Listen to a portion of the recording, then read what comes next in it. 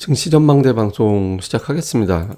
가장 중요한 일정은 역시 FMC 회의가 될 텐데, 과거 사례만 놓고 보면 FMC 끝나고 나면 증시가 시간이 갈수록 올라가는 그런 특성이 있긴 했거든요. 이제 금리 인상하고 FMC 지나가면서부터 이제 어느 정도 재료가 반영됐다 이런 인식이 있기 때문에 1983년도 이후를 보면 3개월 후 FMC 끝나고 이제 금리 인상하고 3개월 후에 평균적으로 2.7% 지수가 올라갈 확률 50% 정도 됐고요.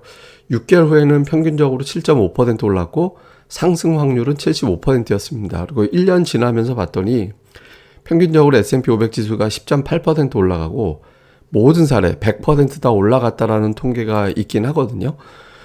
그리고 이제 달러화 같은 경우도 금리 인상 전과 후를 나눠놓고 보면 금리 인상이 단행된 이후에는 달러 강세가 대체로 꺾이는, 그러니까 인상 전까지는 좀 올라가던가 뭐 그런 경향이 있었는데 올라가고 나면 금리 인상 후에는 달러화가 좀 꺾이는 그런 모습을 보이긴 했습니다. 그러니까 모두 그랬던 건 아니고 예외가 있긴 했습니다만은 대체로 주식시장은 강하고 달러화는 약해지고 이런 모습을 보이긴 했거든요. 그러니까 사례별로 이제 달러 인덱스 추이를 보면 금리 인상하기 전에 달러화 강세 보이다 그 이후에는 좀 내려가는 그런 모습이 좀 있었죠. 그런데 이제 이전하고 지금하고는 다르다.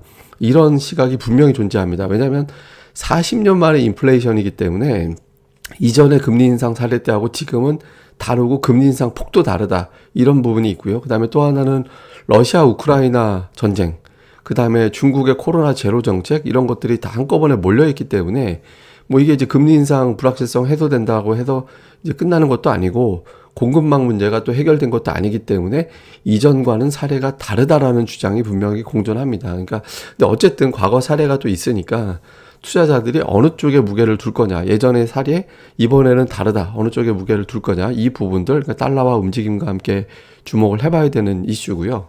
그 다음에 또 한 가지는 긴축 이런 부분들을 또 좀 걱정했던 것보다 긴축 속도가 좀 덜 되려면 물가가 좀 주춤해야 되잖아요. 그러니까 최근에 이제 국제유가 추이를 보면 고점보다는 좀 낮은 자리에서 움직이긴 하죠. 그러니까 3월에 이제 러시아 전쟁 빵 터지고 나서부터는 그때가 이제 피크를 쳤고 그 이후에는 국제유가가 그 지점을 넘어가지는 않고 있거든요. 대략적으로 95달러, 110달러. 그러니까 요 사이에서 지금 움직이는 그런 모습이 나오고 있고 그 다음에 이제 대표적으로 미국 물가를 끌어올렸다라고 이야기하는 게 이제 중고차 가격이잖아요. 근데 중고차 가격도 이제 꺾여서 떨어지는 그런 모습이 나오거든요. 그래서 대부분의 이제 사람들이 분석할 때 3월에 인플레이션은 정점을 이미 치고 이제부터는 인플레이션이 꺾이기 시작했다. 그러니까 이런 주장이 있습니다. 이게 물론 이제 긍정적인 해석이죠. 근데 이제 나쁘게 보는 시각은 또 뭐가 있냐면 물가가 정점이다라는 건 좋은데 이거는 소비가 꺾인 거다. 그러니까 저 물가에는 도저히 사람들이 살 수 없기 때문에 이제 안 사기 시작하는 거다. 그러니까 이런 주장도 공존하거든요. 그러니까 지금 물가가 여기서 더 떨어지지 않으면 소비 위축이 같이 딸려서 오는 단계가 돼요. 그래서 지금은 이제 국제유가라든가 이런 어떤 또 곡물 가격이라든가 이런 것들이 지금보다 더 한 단계 더 떨어지지 않는다면 경기 침체에 대한 어떤 걱정을 지금 위치 정도에서는 경기 침체와 소비 위축을 자꾸 연상을 같이 하는 단계이기 때문에 이후에 이제 데이터가 더 안정될 필요가 있습니다. 국제유가 100달러 이하, 중고차 가격 계속 하락, 그리고 이제 공급망 문제, 자동차 공급망 문제가 해소되는지 여부 이런 것들이 되게 중요하다 이렇게 볼 수 있겠습니다.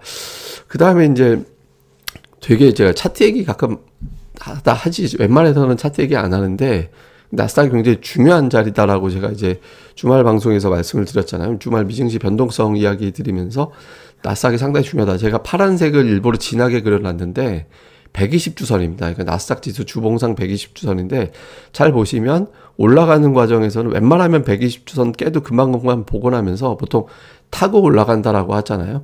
그러니까 이 자리가 지지가 되고 팡 하고 치고 올라가는 그런 패턴이 돼야 돼요. 근데 이게 깨진 적이 있었잖아요. 아예 밑으로. 두 번 있었거든요.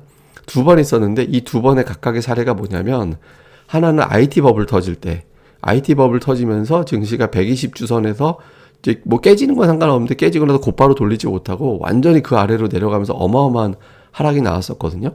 그 다음에 또 한 번의 사례가 뭐였냐면 부동산 버블 터졌을 때 그러니까 리먼 사태라고 우리가 보통 얘기를 하죠. 금융위기 그때 당시에 그거 터졌을 때 두 번이 120주선을 이제 지지되지 지지는 별로 의미 없어요. 그러니까 그 깨지기도 한 사례가 여러 번 있었으니까. 근데 1, 2주 이내에 복원하지 못하고 그 이후로 멀찌감치 가버리면 하락이 정말 놀랄 정도로 큰 하락이 또 나왔거든요. 그러니까 그동안의 하락은 하락도 아닐 정도로, 그러니까 120주선까지 내려오는 하락보다 더 큰 하락폭이 나왔었잖아요, 둘 다. 그러니까 이 부근, 지금 지난 주말에 나스닥 지수가 120주선을 깼기 때문에 뭐 1, 2주 정도에서의 공방 이후에는 어느 정도 다시 또 복원을 하는 그런 움직임이 나와야 되거든요. 그래서 나스닥 시장이 상당히 중요한 위치다라는 거고, 또 하나는 이제 삼성전자도 마찬가지죠. 우리나라에서는 삼성전자가 어떻게 되느냐에 따라 다르잖아요. 제가 이제 여러 번 말씀드렸던 달러 차트로 주봉에서의 어떤 200주선 위치, 이게 달러 차트는 대신 증권 HDS에서 보시면 차트 오른쪽 상단에 그 원화 달러 이렇게 바꾸는 메뉴가 있거든요. 그러니까 그거 활용하시면 되는데, 어쨌든 삼성전자가 정확하게 200주선에서 튕겨서 올라갔잖아요. 그러니까 이런 구도가 계속해서 이어져야 되거든요.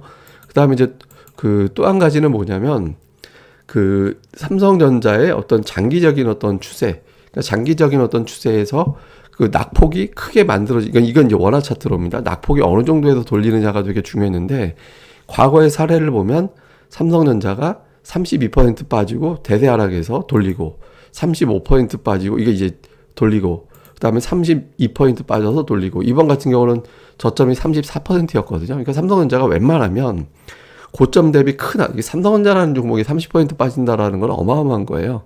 근데 대략적으로 32에서 35% 사이에서 이제 저점이 나오고, 그 다음부터는 삼성전자가 이제 바닥을 잡고 돌리는 그런 흐름이 나왔었거든요. 근데 지금은 이제 30%로 이제 좀 올라갔기 때문에 삼성전자가 여기서 5% 이상 더 빠지면 안 된다라는 거죠. 그러니까 5% 정도를 마지노선으로 보고 그걸 지켜내느냐, 그렇지 않느냐. 이게 이제 금융위기로 가느냐, 안 가느냐. 뭐, 이거 경기 침체, 금융위기는 너무 좀 험한 말이고, 경기 침체로 가느냐, 안 가느냐, 이런 기준이 될 수 있기 때문에 삼성전자의 이제 바닥, 지금은 이제 34% 찍고 반등이 나왔었기 때문에 5% 정도 여유가 생겼는데, 어쨌든 여기서 추가로 5% 더 빠지면 안 된다. 나스닥은 1, 2주 이내에 돌려야 된다. 이게 이제 기술적으로 과거의 사례만 놓고 보면 중요하다. 이렇게 볼 수 있겠습니다. 다음에 이제 지난주 주요 종목들 보면 LG화학이 좀 두드러지게 많이 올라갔죠. 실적이라든가 이런 평가가 잘 나오면서, 또 하나는 삼성전자가 놀랍게도 0.6% 올랐는데 2주 연속해도 올라갔어요. 올해 들어서 처음. 지난주도 0.6, 이번 주도 0.6, 그러니까 지지난주도 0.6, 지난주도 0.6, 그래서 2주 동안 0.6%를 올랐거든요. 올해 처음이었어요. 2주 올라간 게. 하이닉스는 한 번인가 있었는데, 그러니까 그래서 삼성전자가 이번 주에 저 미증시 험악함에도 불구하고 견뎌내느냐, 이거 하나. 그 다음에 이제 자동차, 건설, LG화학, 그러니까 실적이 어느 정도 나오거나 정책 뒷받침되는 종목군들이 강세를 보이고, 그 외 종목들은 좀 대체로 부진한 그런 모습을 보였거든요. 그리고 이제 인플레이션 국면에서 상대적으로 이제 견주했던 뭐 금융주라든가 이런 것들이 좀 주춤했고, 코스닥에서는 리오프닝 주라든가, 코스닥 지수가 2% 빠졌기 때문에 웬만하면 다 빠지는데, 화장품주가 좀 올라가고, 자화전자, 그러니까 그 전까지 BH가 좀 올라가다 지난주에 주춤했는데, 자화전자가 지금 주봉 한번 보세요. 그러니까 계속 올라가고 있거든요. 그러니까 실적이 좋게 평가되는 종목군들이 계속 올라가고 있어요.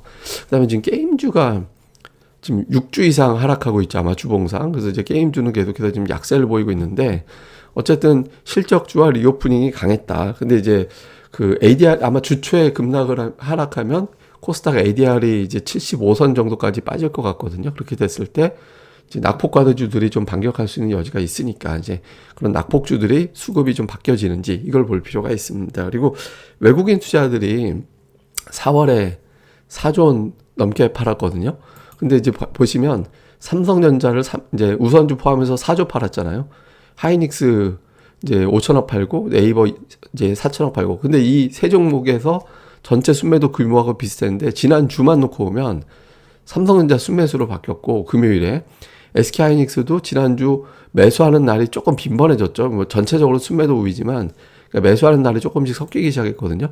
네이버도 금요일에 매수가 들어왔고, 우리가 집중적으로 매도했던 종목을 매수로 지난주에는 살짝 좀 바꾸는 듯한 움직임도 있었어요. 근데 이제 해외 증시 상황 FOMC 회의 전후에서도 이런 종목들에 대한 매도가 진정이 되느냐, 아니면 하루짜리 그냥 좀 한참 맞고 있는데 도중에 힘들지 하면서 짜장면 한번 사주고 도로 패는 그런 장이 되는 거냐, 뭐 이거 좀 이 종목들, 주로 많이 팼던 종목들 중심으로는 좀 살펴봐야겠다, 이렇게 보시면 되겠습니다. 그리고 이제 지난주 이제 기관 외국인들 코스닥 시장에서 많이 산 종목들 평균 매수가 이제 보시면 오스템 임플란트는 이제 이건 좀 빼고 봐야 될 것 같고 이제 셀트리온 헬스케어, 뭐 리노곰, JYP, 뭐 DCK 뭐 이런 것들 솔브레인, 위메이드, 동화기업, 윈티드라이브, 테스나 뭐 이런 종목들이 있죠. 그러니까 기관들이 승률이 좀 좋았고요. 그러니까 외국인들 같은 경우는 뭐 승률은 그저 그랬는데 어쨌든 BHISC 뭐 이런 것들 테스나 실적 평가가 좋았던 종목들 쪽이라든가 뭐 이런 것들 그다음에 이제 실적은 괜찮지 않나? 근데 주가는 좀 빠져 있지 않나? 뭐 이런 종목들을 매수하는 경향이 좀 있었거든요. 그래서 이걸 3일당 주기로 계속 업데이트해서 어떤 종목에 대해서 수급이 바뀌고 있는지 이걸 또 계속해서 좀 체크해 볼 필요가 있는 것 같습니다. 그래서 전체적으로 주간 포인트 보면 역시 FMC가 제일 중요합니다. 그러니까 FMC를 불확실성 해소로 볼 거냐 아니면은 이제 연준이 저렇게 금리도 올리고 하는데 물가도 안 잡히고 이거 경기 침체 가는 거 아니까 연준 물가 잡는다는 보장이 있나 뭐 이런 쪽으로 갈 거냐 이후에 메인 재료가 뭐가 되는지 그 다음에 이제 달러화가 초강세 보고 있는데 연준에서 금리를 올리면서 이제는 뭐 이제 달러 강세는 거의 마무리야. 이제 더 이상 달러 끌어올릴 재료가 없어. 이렇게 볼 거냐? 아니면 여기서 이제 더 악화가 돼서 갈 거냐? 이거 사실 달러 쪽보다는 유로화 쪽 문제이기 때문에 그러니까 유럽 전쟁 상황이라든가 인플레이션, 그러니까 유럽 천연가스 가격 이런 것들이 더 중요하긴 하거든요. 그래서 유로화로 같이 봐야 될 거고. 그 다음에 이제 중국 재료들, 그러니까 방역, 무역 관세, 경기 부양 이런 재료들이 나오고 있거든요. 그러니까 지금 코로나 제로 정책은 부담. 근데 방역을 완화한다라는 조짐이 일부 좀 있죠. 그러니까 이런 것들, 다음에 미중 무역 관세 철폐 얘기 나오고 이거 저는 되게 중요한 뉴스라고 생각하거든요. 저거 실제로 어떻게 되는지는 좀 봐야 될 것 같은데, 그러니까 중국 관련된 뉴스들, 그다음에 앞서 말씀드렸던 삼성전자와 나스닥의 기술적인 흐름, 그다음에 이제 최근에 실적주 제가 계속 말씀드리는 게 실적 잘 나오는 기업들 숫자 잘 나오는 증권사 보고서 잘 나오고 최근 2년 동안 매출 30%, 영업이익 50% 연속적으로 올라가는 것으로 전망되는 기업들, 이런 기업들 말씀드렸잖아요. 근데 지금 이제 하나 더 얹어서 연속적으로 크게 하락하고 나서 수급이 바뀌는 종목들, 기관들 매도가 거의 뭐 한 달 나오다가 이제 매수로 바뀌었네 이런 종목들이 있거든요. 이런 것들 한번 좀 챙겨 보시는 그런 한 주가 됐으면 좋겠습니다. 제가 이제 마지막으로 차트 하나 마무리 차트로 보여드리면 차트가 아니라 표를 하나 보여드릴 건데 외국인 투자자들이 2020년도에 24조 팔았고요. 2021년도에 25조 팔았고 올해 4월까지 10조 원 넘게 거의 11조 팔았습니다. 월별로 보면 이제 2조 1000억, 2조 7천억. 그러니까 계속 늘어나고 있거든요. 자, 그런데 고객 예탁금을 보면 2020년도에 38조 원이 들어왔어요. 월 3조 2천억이 들어왔고 작년도에는 제가 이제 저 잘못 표기했는데 저 잘못 나갔습니다. 그러니까 월에 4천억 정도 평균 들어왔습니다. 고객 예탁금이 4천억 정도 이제 들어왔고, 그 다음에 이제 올해 같은 경우는 예탁금이 오히려 줄었어요. 예, 오히려 올해 들어서는 좀 줄어드는 그런 모습이 있었거든요. 그래서 전체적으로 본다라면 이제 예탁금 자체가 계속해서 좀 감소하는 그런 모습이 나오고 있거든요. 그러니까 주식시장은 올라가고 있는데 주식시장에서의 시가총액은 올라갔는데 그런데 이 자체는 빠지고 있다라는 거는 시장을 견딜 수 있는 자금이 없다라는 의미가 되는 거예요. 그래서 전체적으로는 조금 시장에 대한 어떤 막연한 기대감 이런 거는 현실적으로 좀 줄여나갈 필요가 있다라는 거죠. 그래서 약간 이제 뭐 막연한 어떤 기대라든가 이런 거보다는 이제 차별화 장세, 돈이 충분하지 않다. 차별화 장세고 가는 종목만 골라가는 장이 될 수밖에 없다라는 걸 받아들여야 됩니다. 그래서 좀 앞서 말씀드렸던 실적주라든가 뭐 이런 이슈가 좀 뚜렷한 종목들 있잖아요. 그러니까 이런 것들 중심으로 여러분들이 좀 압축해 나가는 그런 차분함이 필요할 것 같습니다. 예, 또 이번 한 주 잘 보내시고요. 저는 또 계속해서 이제 주간 증시 전망대 그 데일리 방송에서 또 뵙도록 하겠습니다. 그리고 구독하기 꼭 부탁을 드립니다. 감사합니다.